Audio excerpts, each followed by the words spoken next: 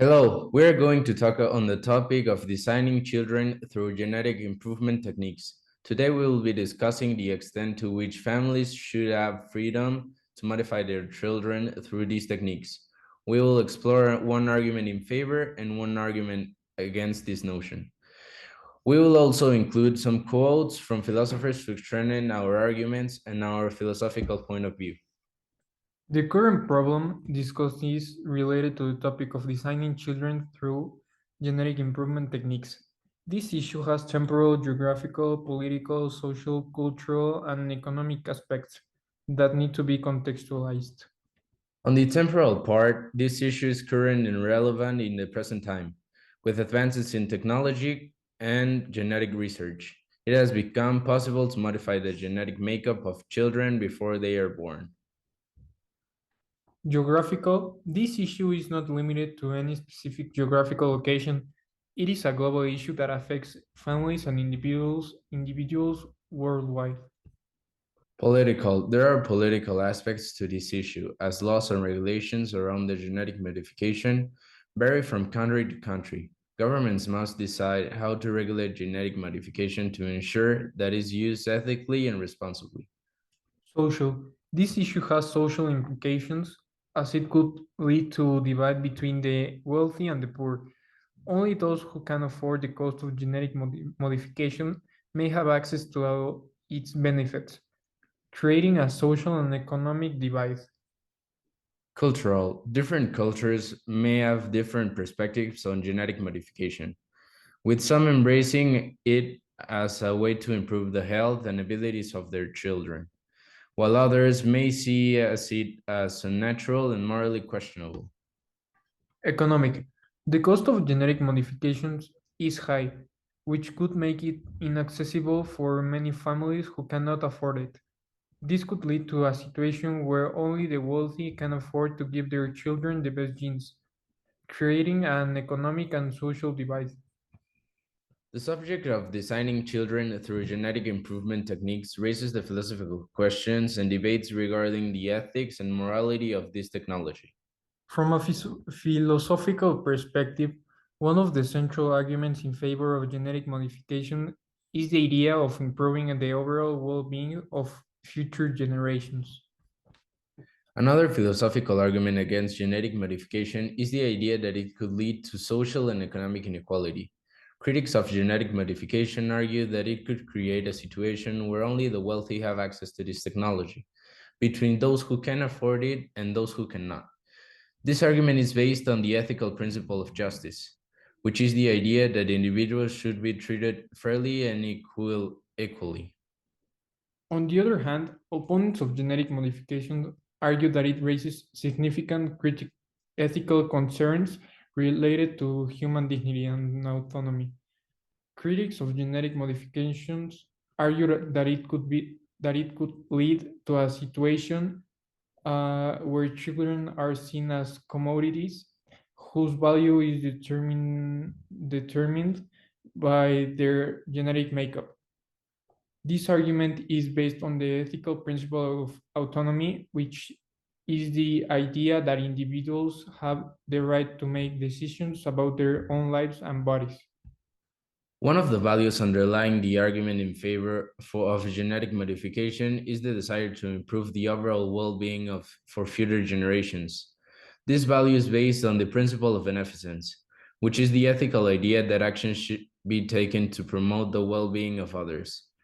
Proponents of genetic modification believe that technology has the potential to prevent genetic disorders, diseases, and disabilities, which would improve the quality of life for the individuals and society as a whole.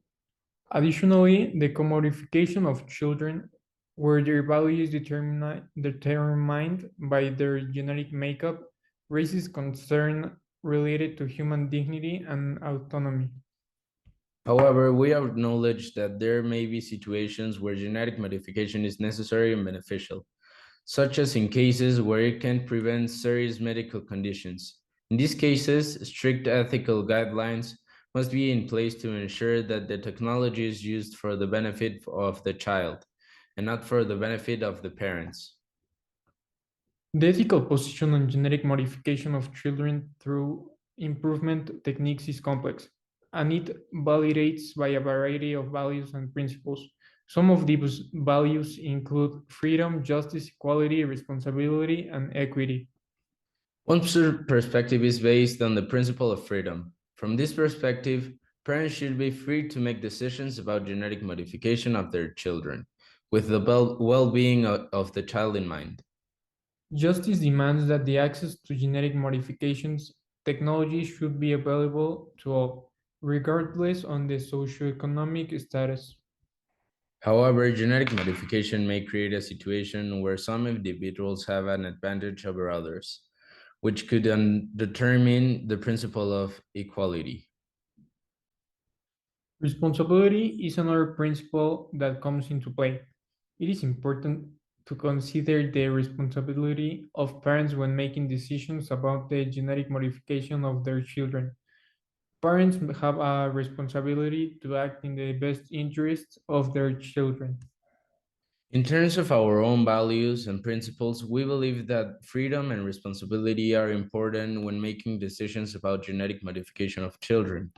However, we also believe that justice and equality are crucial, and the access to genetic modification technology should be available to all, regardless of their socioeconomic status. It is important to consider and question our own values and principles when analyzing complex ethical issues such as this one, in order to arrive at well-informed and balanced ethical position. One argument in favor of allowing families to modify their children genetically is that it can improve the overall health and well being of the child. As Aristotle once said, the end of the state is the good life, and the best life is the life of goodness. By selecting certain genes or traits that are known to lead to better health outcomes, parents can give their child a better chance at a long, healthy life.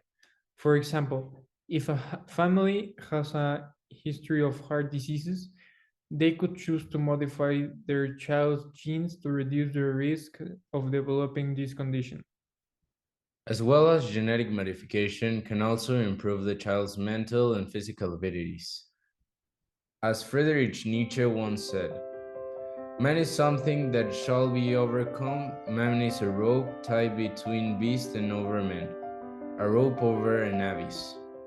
If a family has a history of low IQ or physical disabilities, genetic modification can be used to enhance these abilities and give the child a better chance at success in life. This could lead to greater opportunities and a higher quality of life of the child.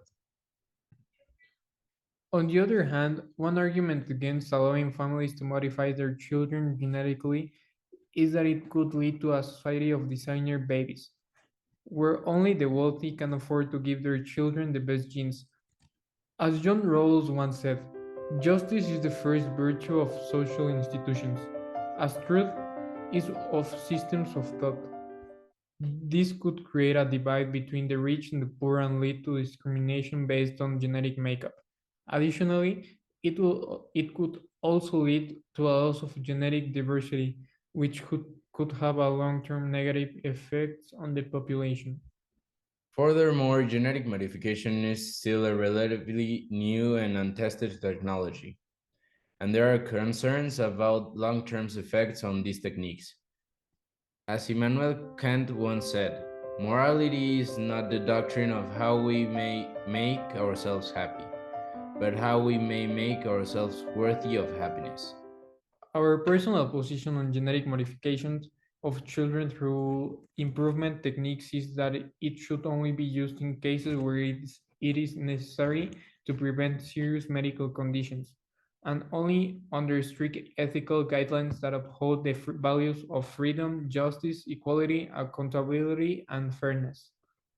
In terms of group bias, we recognize that our position may be influenced by our own socioeconomic background and cultural values.